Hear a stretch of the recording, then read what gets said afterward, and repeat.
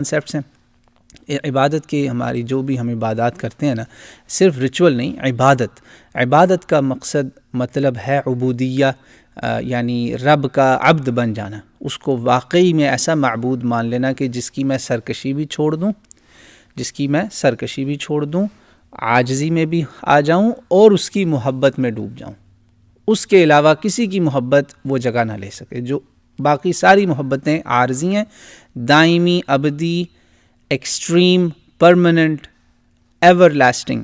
محبت کس کی ہے جی؟ اللہ تعالیٰ کی. یہ ہیں 3 کانسیپٹ جو عبادت کو ڈیفائن کرتے ہیں کہ عبادت ہے کیا. غایت الحب مع الذل، اور یعنی ایسی محبت جس میں آپ ایک تو ڈوب جائیں محبت میں اللہ کی، ہر دین کے معاملے میں، ہر کام میں، ہر سٹیپ جو ہے نا آپ کی لائف کا. جب آپ اللہ کی محبت، اللہ کی خوشی، اللہ کی ناراضگی، اللہ کا اس کو پسند اور ناپسند کرنا وہ دیکھیں گے اور سرکشی چھوڑ دیں گے اور عاجزی اختیار کر لیں گے، یہ 3 چیزیں لے آئیں گے تو آپ اللہ کے عبد بن گئے. عبد یعنی سلیو، سرونٹ اللہ کا بن جائیں گے. اللہ تعالیٰ مجھے اور آپ کو عباد الرحمن، عباد اللہ، عبد اللہ بنائے انشاءاللہ. عبد الہوا، عبد الڈالر، عبد الروپی، عبد الدینار، عبد الگولڈ، عبد السلور، ان چیزوں سے بننے سے بچائے. اور عبد الزوج بھی. کچھ لوگ اپنی اسپاؤسز یعنی وائف اور ہسبینڈ ایک دوسرے کی خاطر اللہ کی محبت کو پس پش ڈال دیتے ہیں. لڑکے لڑکیاں ایک دوسرے کے تعلقات کے پیچھے اللہ کی محبت کو، اللہ کی رضا کو پیچھے چھوڑ دیتے ہیں. یاد رکھیں عبادت کا جو لٹرل معنی ہے نا، اگر آپ اس کے روٹ ورڈ کو دیکھیں تو آپ کو سمجھ میں آ جائے گی کہ اس کا مطلب ہی یہی ہے کہ وہ بندہ جو سرکشی چھوڑ دے، عاجزی اختیار کرے اور محبت میں ڈوب جائے کسی ذات کی، وہ بن جاتا ہے عابد، اور جس کے ساتھ یہ کیا جاتا ہے وہ ذات ہے معبود. بس یہ کانسیپٹ ہے. تو اس کی 2 قسمیں ہماری عبادات کی، جو اب ہم جو اس کا جو مینیفیسٹیشن ہے نا وہ ہمارا ہے یہ نماز، روزہ، زکوٰۃ، حج.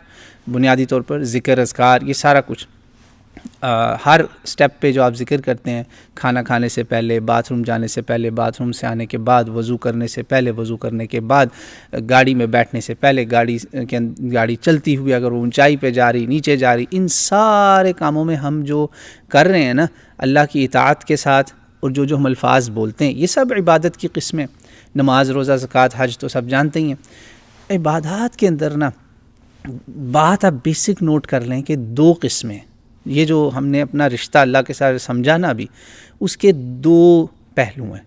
ایک وہ پہلو ہے جس میں مجھے اور آپ کو کوئی اختیار نہیں ہے، کوئی چوائس نہیں ہے، اضطرار ہے. آپ پسند کریں یا نہ کریں آپ کو فجر پہ اٹھنا ہے. آپ چاہیں یا نہ چاہیں آپ کو فجر کی نماز پڑھنی ہے. آپ بیمار ہیں، مریض ہیں، مسافر ہیں، تندرست ہیں، نہیں تندرست، کچھ بھی ہے، نماز نہیں آپ چھوڑ سکتے. ٹھیک ہے نا؟ اسی طرح اگر آپ کو اللہ نے دولت دی ہے تو آپ جو مرضی کر لیں، آپ کو اچھا لگے نہ لگے، آپ نے اس دولت میں سے غریبوں کو دینا ہے، مستحق لوگوں کو. اسی طرح آپ کا جو روزہ ہے، اگر آپ تندرست ہیں، کھاتے پیتے ہیں، اللہ تعالیٰ نے آپ کو عطا کر رکھا ہے اس کی نعمتوں میں سے، تو آپ کے پاس چوائس نہیں ہے. اگر آپ یہ چوائس کریں گے کہ نہیں میں آئی چوز ٹو لیو، تو ہو سکتا ہے ایمان ہی باقی نہ رہے. یہی معاملہ نماز کا اور روزے کا. تو یہاں تک کہ امیر المومنین عمر ابن خطاب نے تو آرڈر دے رکھا تھا کہ سلطنت میں دیکھو کون کون لوگ ہیں جو روزے نہیں رکھتے، میں ان کے خلاف جزیہ لگاؤں کہ وہ کس لیے مسلمان ہیں. اور حج کے بارے میں بھی اس طرح انہوں نے کہا. اسی طرح امیر المومنین علی بن ابی طالب کا یہ واقعہ آپ کو نہج البلاغہ میں ملے گا رضی اللہ تعالیٰ عنہ.